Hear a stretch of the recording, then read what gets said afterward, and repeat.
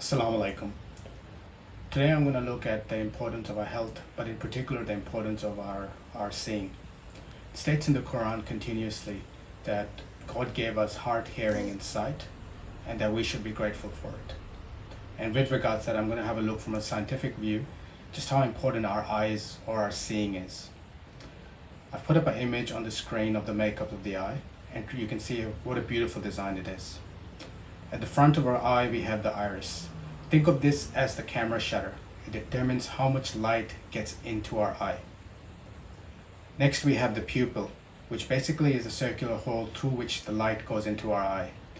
But what happens here is that our eye dilates, which basically means the pupil becomes bigger when light comes in. So think of it in terms of when you go from a dark room into a sunny place, and you notice your eye squinting. That's your pupil dilating, adjusting to the light coming in. But our eye dilates for different reasons as well. When we're focusing on something, for example, learning something complex, our eye dilates. When we're attracted to someone, our eyes subconsciously dilate. So you won't even know that's happening if you find someone attractive. And research also tells us that we tend to find people who have larger pupils or dilated eyes more attractive.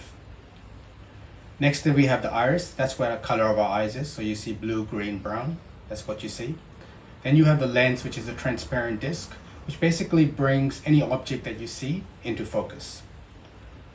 Then we have what is called cornea. Cornea is basically when light gets into your eyes, when it enters your eyes, cornea transmits this to the retina.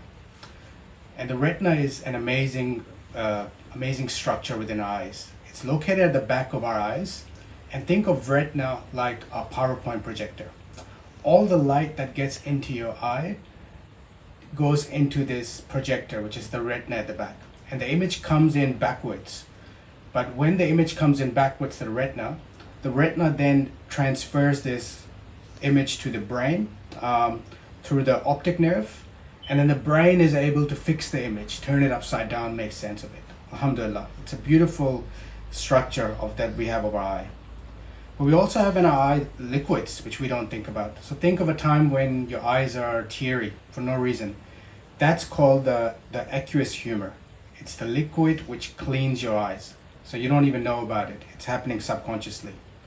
We also have a jelly substance called the vitreous humor, which gives shape to the eye. So that exists without you even knowing it as well. So it's an amazing structure, our eye, and you can see it from the image there. But we truly should be grateful because blindness impacts almost 40 million people on this planet. That's more than the population of Australia. Majority of these cases of blindness happens due to cataracts, which is the cloudiness of the lens due to aging or stress. So try and do the basic things. Eat good, manage your stress, get your sleep, do dhikr, remembrance of God, and keep your health in good shape, and your eyes will inshallah stay in good shape as well. Blind people usually compensate the loss of loss of vision in their eyes through touch.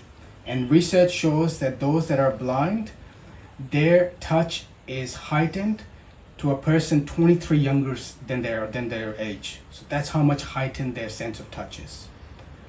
So as you can see from this, we should be incredibly grateful for our eyes. Something we don't think about.